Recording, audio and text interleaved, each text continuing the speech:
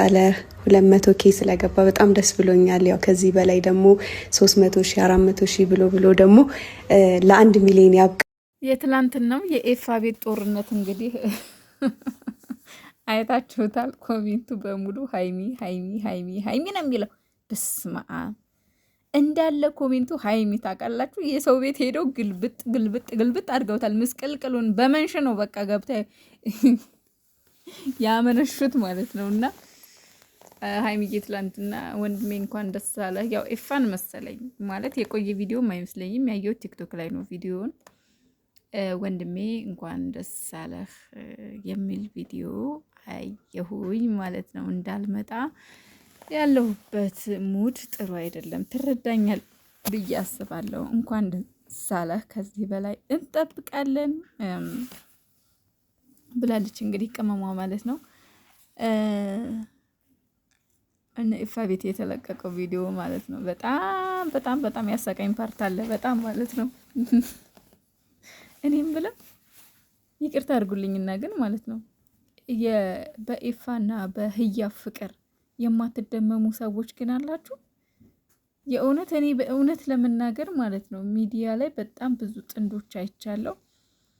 ግን በቃ የእውነት እጅግ በጣም ሲበዛ የእውነት የሚመስል በቃ በነገራችን ላይ ፍቅራቸው ያው ሚዲያ ላይ ያለ ነገር ከእውነቱ ውሸቱ ይበልጣልና እውነተኛው የቱ ነው ውሸቱ የቱ ነው ብለን ለመቸገር ለማወቅ እውነታው ለእውነት ትክክለኛ የትኛው ነው የሚለውን ነገር ለማወቅ ተቸገር። ለምን ሚዲያ ላይ ውሸት እየበዛ ማለት ነው ነው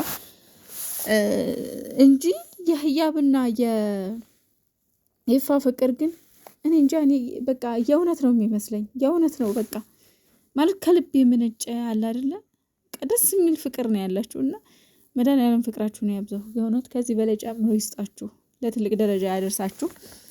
ትናንትና በጣም ደስ የሚል ጊዜ ነበረ። ነማሂ ብሩኬ ደግሞ ሲመርቅ ነበር። አቤት ምርቃት፣ አቤት ምርቃት። ብሩኬ ትችላለህ፣ ለካ ትችላለህ ምርቃት። የእውነት እንዴ በጣም ነው የመረቀው። በጣም ያለ አይደል የትላልቅ ሰዎች ምርቃት፣ የሽማግሌ ምርቃት እና አንድ አሮጊት አለችኝ እዚህ ትልቅ ሰው ማለት ነው ቡና ምናምን ተፈልቶ ስትመርቃት አለሁ ብዙ ጊዜ እና ስትመርቅ ብታዩ የምትለው ምርቃቱን ኬኬት እንደምታመጣው አላውቅም፣ ኬኬት እንደምሰበስበው እና በጣም ነው የምትመርቀው ታውቃላችሁ። የሆነ ደስ የሚል አለ አይደለ ከልብ የመነጨ ምርቃት ማለት ነው። ብሩኬም ትላንትና እንደዛች እንደ ሴትዮ ነው ሲያደርግ ያየሁት ከልቡ ማለት ነው። እና ይመችህ ይመችህ ቡቡዬ። ያው አንዳንዴ ጨጓራችንን ላጥ ብታረገውም አንዳንዴ ደግሞ እንደዚህ አስቀን እንጂ እና ደስ የሚል ፕሮግራም ነበር የትላንትናው። ኤፋና ህያብ ሲሳሳሙ ብሩኬ ምንድነው የነፋባቸው አፋቸው ላይ ምንድነው የነፋኸው? ማርኬ ደግሞ ምንድነው እየተንሿከከህ የምታየው የሰው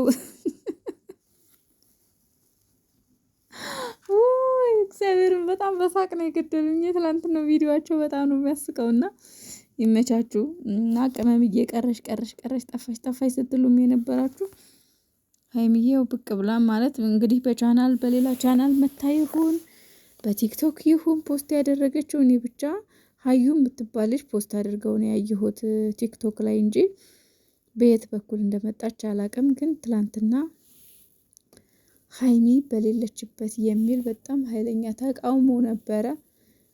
በጣም የሚገርማችሁ ነገር እኮ ማለት ነው በጣም የሚደንቃችሁ ነገር እኮ ሃይሚዬ እርግጠኛ ነኝ ያንን ሁሉ ኮሜንት አይታለች።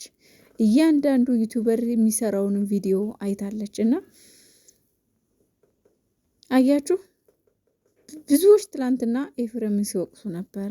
እንዴት ሃይሚ በሌለችበት ከሃይሚ ችግር አለብህ ወይ እንዴት ምናምን የሚል ወቀሳ ነበር ኤፋ ላይ። እና እሷ ግን ምን አደረገች? ወታ ምን ተናገረች መሰላችሁ? እንግዲህ ኤፋን ተጠያቂ ያለማድረግ ወይም ደግሞ ኤፋን ሰው ወቅሶታል ብላ በማሰብ ይህንን ተጠያቂነት ከሌላ ሰው ላይ ለማውረድ ምን አደረገች? እሷ ያልመጣሁት ስላልተመቸኝ ነው ትረዳኛለህ ብዬ አስባለሁ። ልክ ኤፋ እንደጠራት ነገር ግን እሷ ሳይመቻት ቀርቶ እንደቀረች አድርጋ ነው ቪዲዮ የሰራችውና ይመችሽ የኔ ቆንጆ። አንቺ እኮ የምትለይ ነሽ በእውነት ማለት ነው። እዚህ ሚዲያ ላይ እኮ እንዳንቺ የምትሆን ሴት እኮ የለችም በጭራሽ፣ በእውነት ማለት ነው። እንዳንቺ የምታስተውል ሴት የለችም በጭራሽ። እንዳንቺ መልካም ስብዕና አላት እንዳንቺ እኔ እንጃ ብቻ በስመ አብ እንዴት ብዬ እንደምገልጻት እኔ አንዳንዴ ግራ ይገባኛል። ይቺ ልጅ ማለት ነው በእውነት ማለት ነው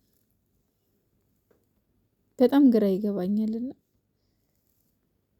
ብቻ ግን ፈጣሪ ሰላምሽን ያብዛው፣ ደስታሽን እንጂ ሀዘንሽን አንፈልግም። ከፍ ብለሽ ፈጣሪ ያሳየን ብቻ ትልቅ ደረጃ ደርሰሽ ማለት ነው። ሌላ ምን አቅም አለን እኛ ውዶቼ? ምን አቅም አለን? የእውነት ምንም አቅም የለን። ግን ማለት ነው ሰው መውደድ ግን ሰው መልመድ ግን ከባድ ነው የእውነት። አሁን በሰሞኑ እየተፈጠረ ባለው ነገር ብዙዎቻችን ስንቱን በቃ አለ አይደል መጨናነቅ። ዛሬ ደግሞ በምን ይመጡ ይሆን? ዛሬ ደግሞ ምን ይፈጠር ይሆን? ዛሬ ደግሞ ምን ይዘው ይመጡ ይሆን?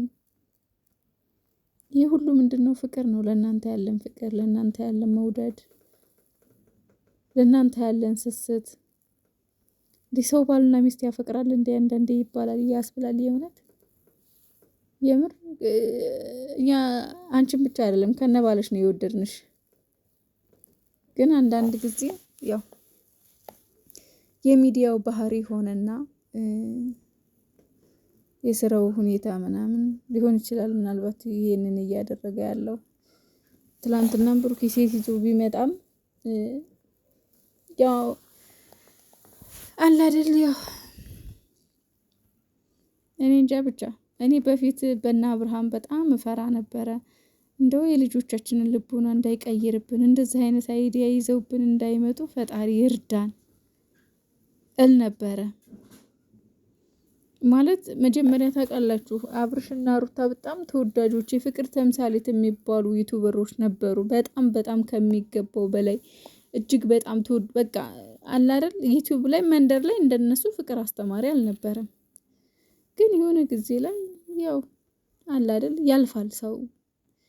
ሁሉም በጊዜው ብላለች ለምለም፣ ሁሉም በጊዜው ተጠቀም ብላለች። እና እነሱም አሁን እሱ ከሌላ ሴት ጋር እሷ ከሌላ ወንድ ጋር በቃ እንደዛ እያለ ሲመጣ አብርሃም አንዴ ተረገጠም ምንም አለ አንዴ እሱ አሁን ተለምዶ ተትቷል። ገባችሁ?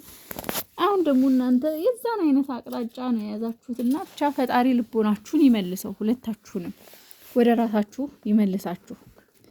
ሌላ ምንም ማድረግ አቅም የለንም። ምክንያቱም እስካሁን ተናግረናል፣ ለፍልፈናል። ሀይሚና ብሩኬ ይቅርባችሁ፣ ይሄ ነገር እናንተን ዝቅ የሚያደርግ ነው፣ ኦዲየንስን አታስከፉ ብለን ለፍልፈናል። ግን ደግሞ ስራ ብሎ ከያዙት ደግሞ ምንም ማድረግ አይቻልም። እኛ እየገባን ቪዲዮአቸውን እያየን ላይክ እያደረግን መውጣት ብቻ ነው ያለን አማራጭ። ምክንያቱም የትኛውን ቦታ ዩቲዩበሮችን ብትሄዱ በቃ የሚሰሩ ስራ ምንም ተመሳሳይ ነው፣ እንደዛ አይነት ነው። ምንም ማድረግ አይቻልም። ስለዚህ ብቻ ፈጣሪ ደህና ያርጋችሁ። ብቻ ዋናው ነገር ተከፍታችሁ አንያችሁ።